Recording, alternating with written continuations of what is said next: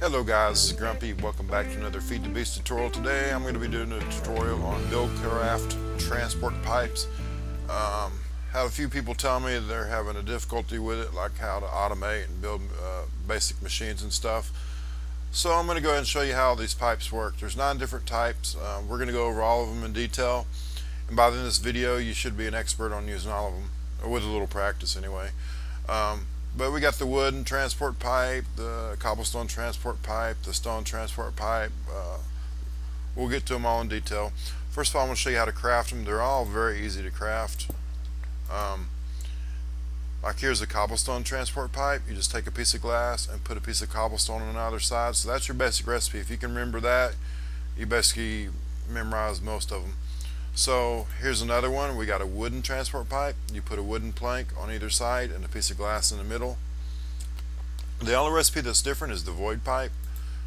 You put a piece of glass in the middle, an ink sac on one side and redstone on the other, and that will give you a void transport pipe. So let's go ahead and go over all these. We'll start here with from left to right. We'll go over the wooden pipe first. The wooden pipe is used to pump stuff out of machines and chests. So you can see right here we have wooden pipe, and you can see the items leaving the chest. And in order to make this work, you have to hook an engine up to it. So we have right here we have a redstone engine. And this is your basic bread and butter. This is what you're going to use most of the time to automate your factories and stuff. But you have to give the engine a redstone signal. So let's get rid of this torch, and you'll see the engine stops, and the instant it stops, the wooden transport pipe no longer sucks stuff out of the chest. Now the other 2 engines you'll use are the Stirling engine. If you're coming from Tekkit, that's the steam engine. They had to change the name because there's already a steam engine in another mod. So if you know how to use a steam engine, you know how to use a Stirling engine. Same stats and everything. And finally you have the combustion engine. Now the drawback of the steam engine and combustion engine is that they can't explode, and they also require fuel. And the redstone engine is pretty much idiot proof. You just throw it down and put a torch next to it. Nothing's going to blow up. You don't have to worry about fueling it or anything. The only disadvantage of the redstone engine is it's the slowest, but honestly most of the time you don't need a whole lot of speed. So I know the combustion engine, it'll pull stuff out of a chest a stack at a time. So let's say this chest was completely full with cobblestone. Every time a combustion engine strokes, it's going to pull out an entire stack. And the Stirling engine, it's just in between. I don't remember how many it pulls out at a time, maybe 16 or something, or I don't remember. But anyway, if you want to know that, you can just experiment a little bit. Next 2 pipes we got are the cobblestone transport pipe and the stone transport pipe. We already showed you the cobblestone. The smooth stone transport pipe, you just take a piece of glass and put a piece of smooth stone on either side, and that will give you this. Now these 2 are almost identical. They're just your basic pipe. They don't do anything special. So if you're just trying to get items from point A to point B, these are the 2 pipes you're going to use. Now the only difference is the stone engine's slightly faster, and I mean it's just slightly faster. So most of the time you're going to be pulling stuff out of a chest or machine and sending it to another thing, something else 2 or 3 blocks away. And so it really doesn't matter which type you use in that case, because it's such a short distance. So let me come over here and show this to you. Now as you can see right here, this is stone transport pipe. By the way, the stone transport pipe's gray and the cobblestone's black. The way I remember that is smooth stone has no black in it, cobblestone has black in it.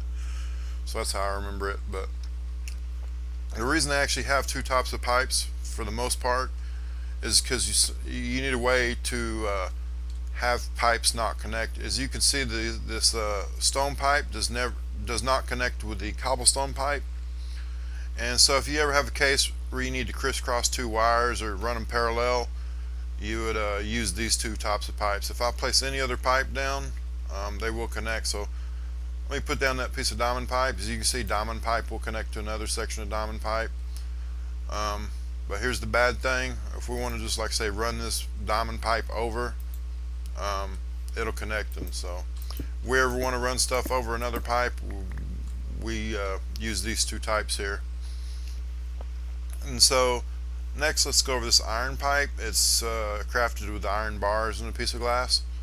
So I have a setup down here where we can demonstrate it. So basically it's used like a valve. It's used to control flow through the system. So if I throw something in here right now, by the way, this is obsidian pipe. It just picks stuff up out of the world. So if I throw a block in here, it'll pick it up. We'll go over this obsidian pipe more later. Right now, this is about the iron pipe. But anyway, if I throw something in here, watch what happens. It bounces back because these two valves are closed. This valve's closed. This valve's closed. This one's open. Now you can see it's closed when it's a solid opaque color, and it's open when it's transparent. And so since these two are closed, it can't go anywhere, so it comes back. Now let's go ahead and come down here, and I'll show you what happens. Like, let's say if I throw something in this side, I want to show you, the purpose of this demonstration is to show you that items can enter a closed valve, they just can't leave this intersection. So in other words, if something comes down here, it'll go through this closed valve, but once it's here, inside this intersection right here, it can only leave through an open valve. So let's go ahead and throw something in there and we'll verify this. As you can see, it entered and then exited there. And so the next thing I'm going to show you is how to change the valves. Right here we're just going to do it with a lever. You can also do it by throwing down a redstone torch or clicking it with a wrench. We'll get into that, but basically every time I flip this switch, as you can see, the valves change. There's three states. So this can be open, this can be open, this can be open. At any one given time, one's going to be open, two are going to be closed. But with this particular setup, we have three states, and that's not always a good thing. So let me show you like a demonstration of why that wouldn't always be a good thing. Let's say, for example, here's our input, and we want items to go through either the left or the right. We do it like this. Here, this setup works properly. So we don't have this third condition where this one's open. Now we don't want that third condition, because what happens is when something enters the system, if this valve is the open one, it'll bounce back. But as you can see on this one, that's not the case. I only have two states. And the way I'm pull that off is you put a wooden pipe right here. That's a property of an iron pipe. They cannot send stuff into a wooden pipe. And so that's how, if we come back over here and flip the switch, you can see there's three states. We got right, left, bottom. Over here we just get left and right. Once again, it's by putting a wooden pipe there. So now here's another good use for wooden pipes. I'm showing you right here, we're showing you how you can use it to control flow of goods through the system. But there's another instance where you might just want to merge stuff together. Like, let's say you have two quarries, they might be next to each other, but you want to send both outputs of both quarries to the same place. This is how you would do it. So this chest right here and this chest right here represents your quarries, and this actually represents the output chest. So here's what would happen if we just throw down a normal pipe, not like that, not like that. That's a stone pipe. Here we go. Here's our cobblestone. If we throw it down like this, this is not a good thing, because here's what's going to happen is, let's say stuff enters this pipe, comes down here, and it gets this intersection. Well, when an item gets the intersection, it has a random but equal chance of going down either direction. So if I put if a piece of cobblestone comes down and gets this intersection, half the time it's going to go this way, and it's going to go in this way, and stuff will start bouncing around the system. You don't want that to happen. So in that case, what you're going to do is use an iron pipe, because it's a valve. We can make it where stuff won't go the wrong way. So as you can see right now, all three valves are closed. So what's going to happen is when something enters this system, it's going to act haywire. So we're going to fix this. Now, this right here is a Buildcraft wrench. If you type in wrench in the recipe book, it's going to show up with several wrenches. You want the black one for this. So basically what you do to program it is just right click it, and it'll change all the states. So this is the one you actually want right here. So now what happens is when stuff comes down, and by the way, once again, stuff can enter the pipe through a closed valve, it just can't exit. So what's going to happen here is when the cobblestone comes down, it only has one way to go. Same thing here, when cobblestone enters, it can only go to the right. So what we're doing here is we're merging two inputs together into the same pipe. So that's basically it for the iron pipe, not too difficult. The next we have the gold transport pipe. It's made by a piece of glass with two gold bars. What it's used for is for accelerating blocks. So let me show it to you down here. As you can see, these are traveling pretty slow, so let's go ahead and get our gold pipe ready. So when we break this or we place a gold pipe down, any pipe that enters that intersection gets accelerated. So there you can see. Now, if you ever want to turn off the gold pipe, this works opposite from Tekkit. If you have to place a redstone torch to turn the pipe on. If you place a torch on this, it turns the pipe off. And what I mean by that is it just will no longer accelerate when it has a signal. I have no idea why you'd ever want to turn it off, but anyway, that's how you do it. So that's that on the gold pipe. Let's come down here. I have another demonstration of the gold pipe. I don't remember if I mentioned it, but objects have momentum and they lose momentum the further along the pipe they travel. So we'll verify this. Let me come down here and we'll throw this torch in the system, and you're going to see it start to slow down. It'll really get noticeable when it makes that second corner. You can kind of already tell already. Yeah, it's very, very slow, and we might die of old age before it gets there. Yeah, it may not even make it. Eventually they can come to a stop. So let me throw down something else in there. I think that lost momentum faster. I never realized that. I think some objects lose momentum faster than others, but as you can see, watch it.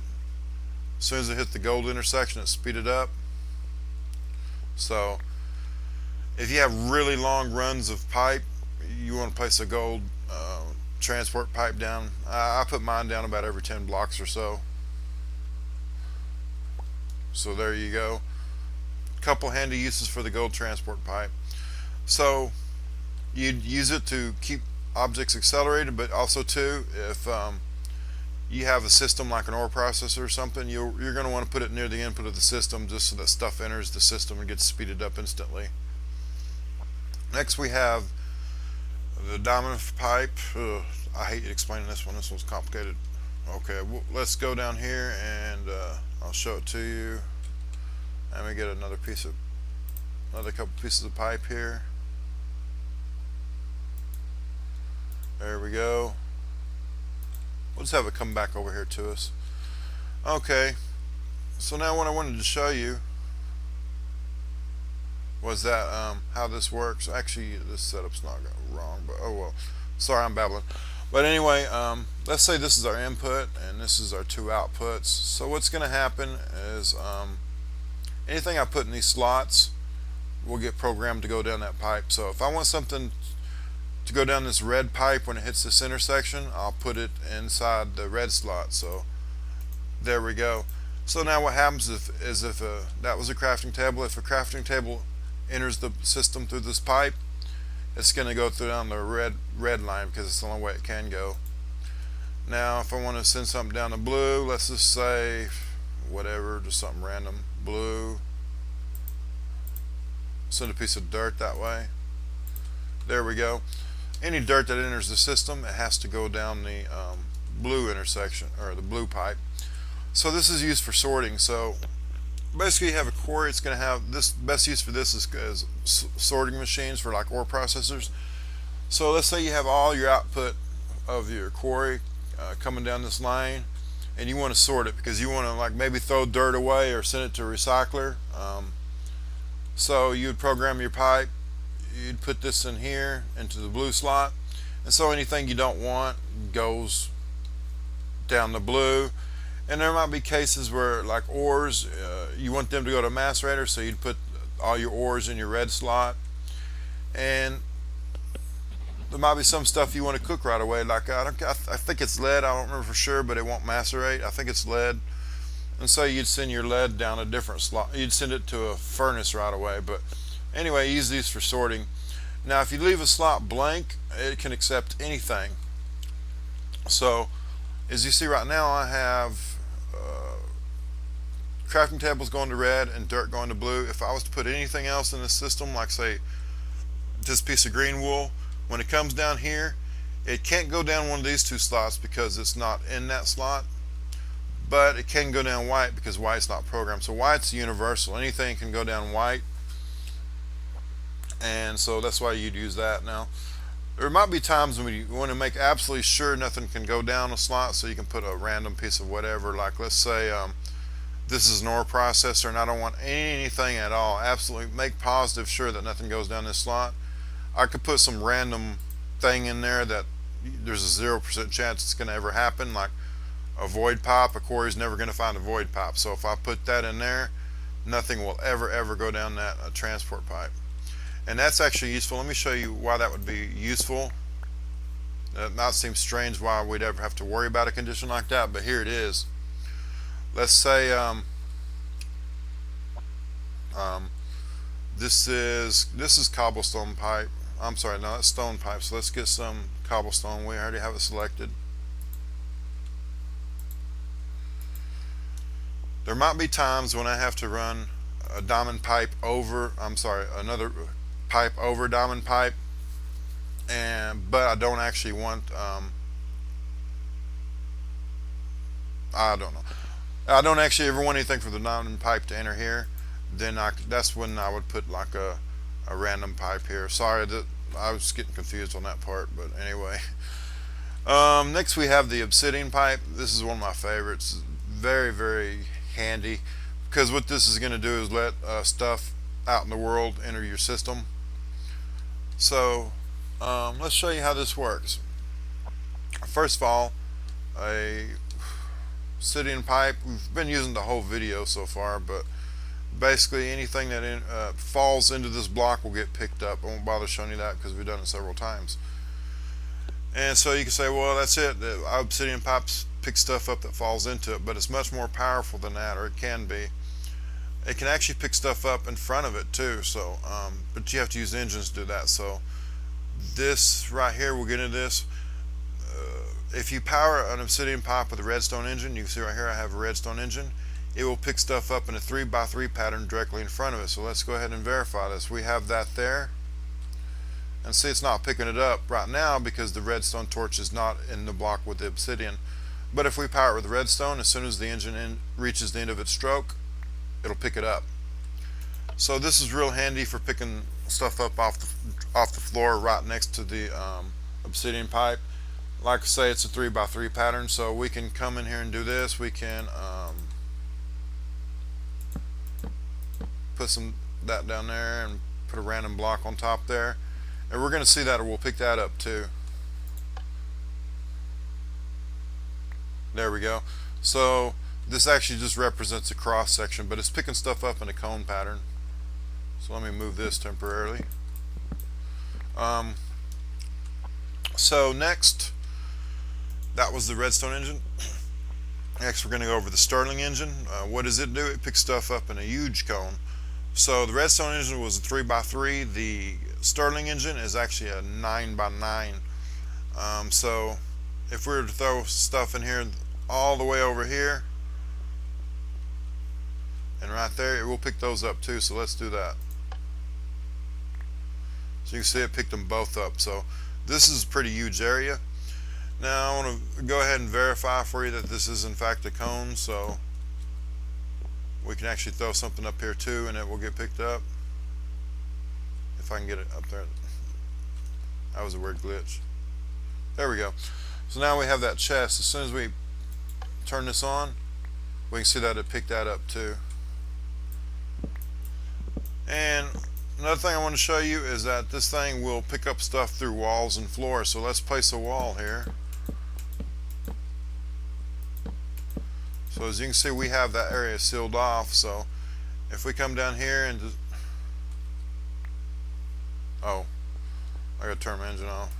Well, I guess you just saw what I was trying to show you. That was a spoiler, by the way. So now you know what's going to happen when I flip the switch. Okay, so there's our wall. It will pick stuff up through a wall or a floor.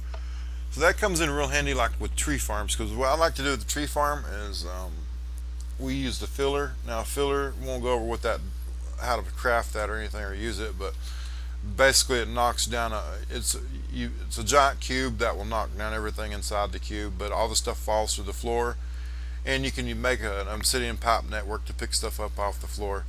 So basically what we do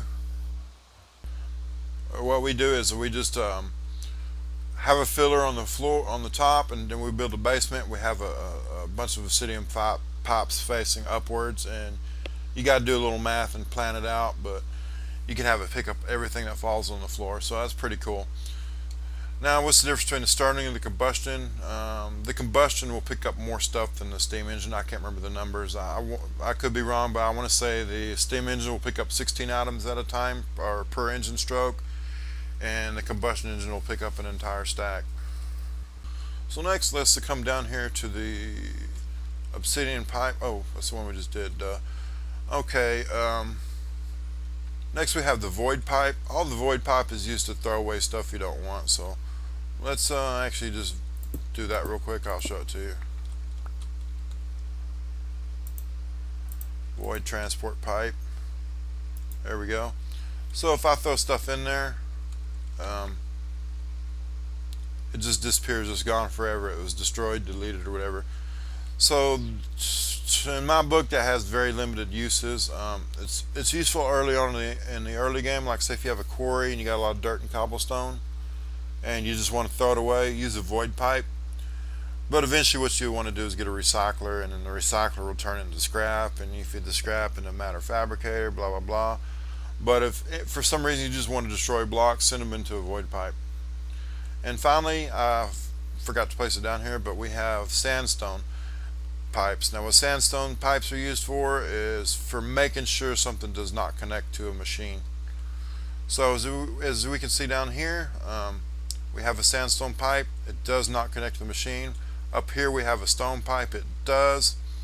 And so this is just used to make your designs more compact, because what happened is before they had sandstone pipes, you would have to do this number here. You'd have to have like a little hook in your line, so they'll just make sure it's not against the machine. So as you can see, if we were to actually use a sandstone pipe here, we could have ran this pipe closer and make the design more compact. So sandstone pipe's real handy. If you ever have to run a pipe adjacent to a machine but you don't want it to connect to the machine, use the sandstone pipe. And that's basically all of it.